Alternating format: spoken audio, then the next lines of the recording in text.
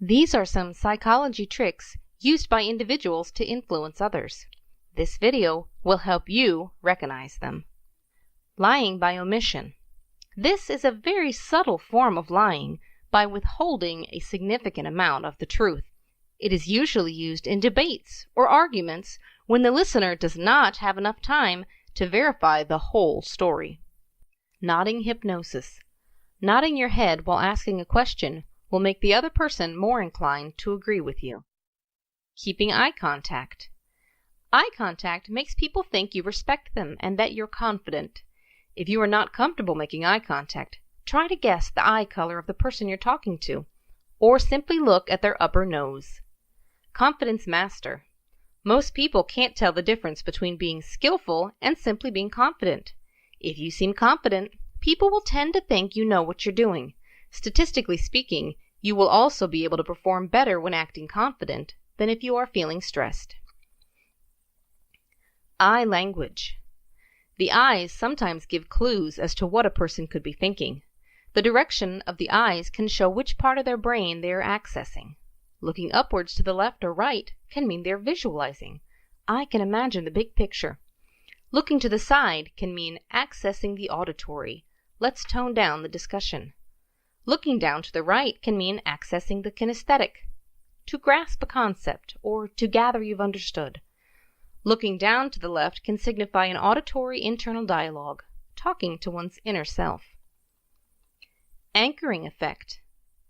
People make decisions that rely heavily on the first piece of information they get. Companies take advantage of that by showing you the original price of an item, then the discounted price. The original price influences your decision because it makes you feel you got a bargain. Random numbers. If someone is counting and you want to mess up their count, don't say random numbers. Instead, say numbers in order because we tend to pay more attention to patterns and sequences. Excitement is contagious. If you react to seeing someone in a very cheerful and excited way, next time they are more likely to do the same. Self-point. This technique involves pointing toward yourself in conversation as a way of covertly pairing yourself with desirable traits. For example, whenever mentioning these words, awesome, friendly, great, or whatever positive traits you want to pair yourself with in different contexts, tap your chest or the product lightly while saying those. Away point.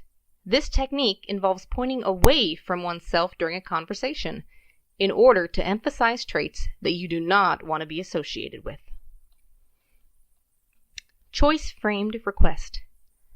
If you want to do something while still making them feel they have a choice, ask them to choose between a hard and an easier choice. The easier choice is what you had in mind in the first place. I need your help. If you need a favor, start with, I need your help. You are invoking two things when doing that. One, the person asked does not want to be a jerk for not helping. Two, it boosts the self-image of the person as being needed and a provider of relief or help. Creating a vacuum. If you expect a better answer from someone than what they just gave you, remain silent and keep eye contact with them. They usually will elaborate or make concessions. Whisper hypnosis. If you want something done and done quickly, whisper it to the person you're asking it from. For some reason, just the act of whispering gives the request an urgency and discreetness. Building trust. If you want to make someone trust you, take something from them. It doesn't matter how small it is. Once a thing passes from their hands to yours, their brain registers it as an investment in you. People tend to trust their investments, which is you in this case. Winning debates. In a debate, you should present your argument as well as your opponent's argument. You're more likely to be convincing if you talk about the opposing idea and give evidence how it is wrong, instead of only talking about your side of the story. People tend to think that if you are familiar with the opposing idea and you are still against it, then you must have a good reason for doing so. Keep the fractions. Numbers seem more convincing when they are not rounded. For example, 3.25 or 3.85 seems more legitimate than 3 or 4 when you are trying to convince someone about some statistics or review. Go big. People are more likely to agree to a smaller favor if they deny a larger one or two first. So asking someone to donate $100 for a cause and they say no will likely make them donate $5 if asked. Similarly, instead of asking someone whether they want to volunteer or not, they could be asked whether they want to volunteer 5 or 10 hours. That leaves the option of not volunteering out of the question. The latter is called the assumptive clause. Creating scarcity.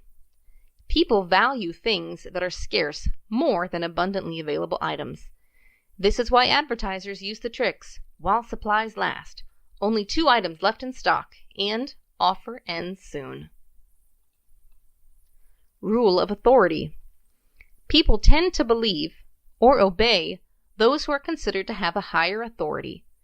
When someone appears to have authority, special knowledge, impressive credentials, or plain old confidence, they are typically seen as more credible, and therefore have more power over directing the attitudes and behavior of others. There are several ways to convey authority. Job titles: president, police officer, science doctor.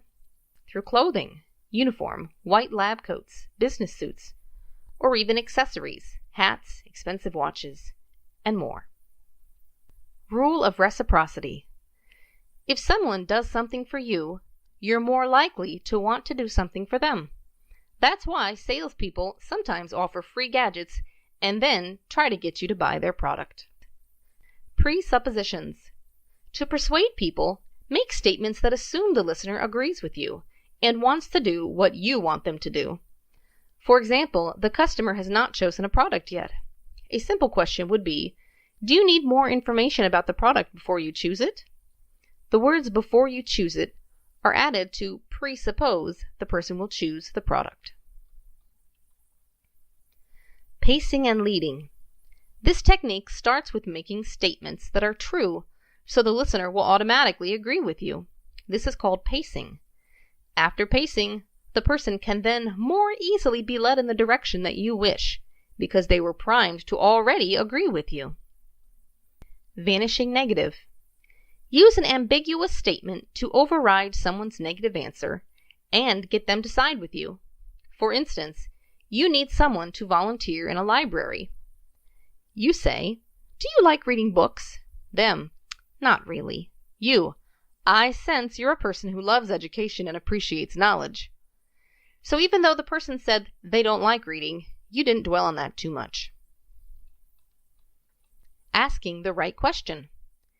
You get better results when asking a customer an open-ended question instead of a yes-no question. For example, "Why don't you get that product?" instead of "Do you want that product?" Embedded commands. This method can subtly entice some highly suggestible customers by putting commands into your sentences in discrete ways. That way they will slip past the thinking mind and impact the unconscious mind.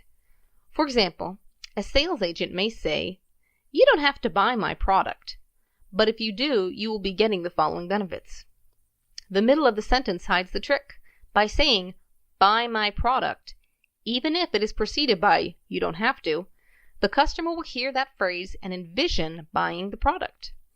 Another trick used is, "Buy now, product A is used by thousands of people." The phrase "buy now" might be subconsciously understood as "buy now." Daily cost clause. Breaking down the cost of a product to focus on the smaller amounts it would cost per day or per month makes a product seem more affordable. For example, a laptop would cost $2,200 if paid over 2 years. Could be changed to, "This laptop could only cost you $3 per day. That's less than the price of 1 bag of chips." Rethink stress. Many physical effects of stress are the same as those of exhilaration, such as heavy breathing, fast heart rate. If you reframe your threatening situation as a challenging one, your stress will become exhilaration. Aversive conditioning. Pair something bad with an unwanted behavior, such as overeating or smoking, to trick yourself into avoiding it. For example, some people wear a rubber band on their wrist and smack their rubber band on the wrist when they want to do something bad. The pain is paired with the unwanted behavior, which helps them stop doing it. Sleeper effect.